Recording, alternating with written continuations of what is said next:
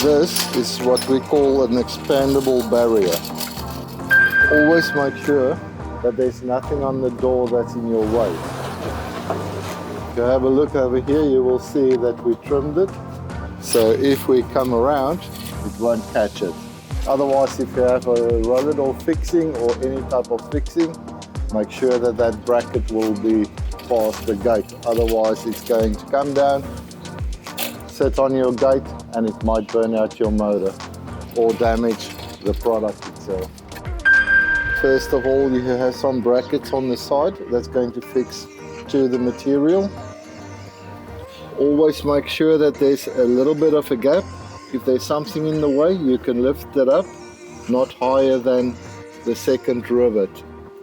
So anywhere in that distance, the bracket can be installed. Make sure there's always a little gap between your gate bracket and the fixing bracket. You'll see there is closer. It doesn't matter as long as there's a little bit of a gap in between them. It's an 8mm hole in the bracket, which means an 8mm dyno bolt if you install into concrete, or otherwise a hex drive wood screw can be used to install directly into wood. These brackets should never go higher than that rivet line, your next rivet line. You will see there's a middle gate bracket and a middle. As long as that bracket don't go higher than that point, it will always be above your gate slides, because your slides need to drop down when it extends. This system comes with a top bracket to make it more stronger for operation. You can go face fix or sill fix to the back, depends on where you can find either a wooden stud or concrete to make it stronger. If you want to go straight, you can go straight as well. That all depends on how far you want to be away from your roller door. Like in this distance, even if we take it out of the way, our full opening is clear. So anywhere behind your roller door track, you can put it. That will open up the whole area for you. Or if you don't have anything good on that side, you can go to the back of it and fix straight in there. In this circumstance, we couldn't go straight in there because our power box is there. You always just have to watch out for any obstacle that's going to be in your way. Most of the time you will have a wooden stud behind your track, so that will be your best option. That will give you a straight line as well, so you can just put it hard up against that, mark it, drill it. After you installed the fixing side, always extend your gate to make sure that you are in between the correct line. Very important, your bracket, your locking bracket, make sure that you use this as a handle. The reason for that is if it's extended and it's folded back, if it comes back, it's going to lock and it's going to bend your caster post. You can hinge it out of your way. You can lock it in place and it will stay there. To unlock, you just clip on the top part. The gate will operate as normal again.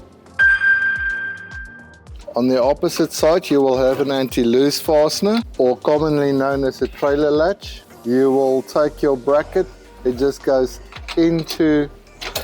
over it, drop down, and that is secured.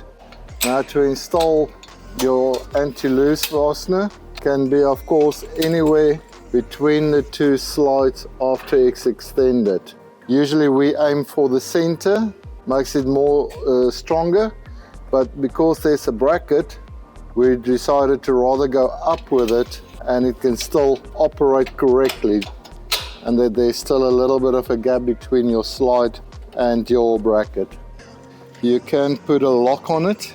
We call a shackle is that part of your lock. As long as that part of the lock is not more than an 8mm diameter, it will go through the anti-luce fastener on the bottom. You can lock it in place and they can't lift it up, so the gate can't be opened without the key. It will go through the bottom of the anti-loose fastener. You can even put it on the top if you want to, but that's going to create a problem with, they can still open a little bit, which is not advisable.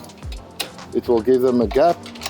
That's why we say always drop it down and then put your 8mm shackle down on the bottom. It makes it stronger, much stronger.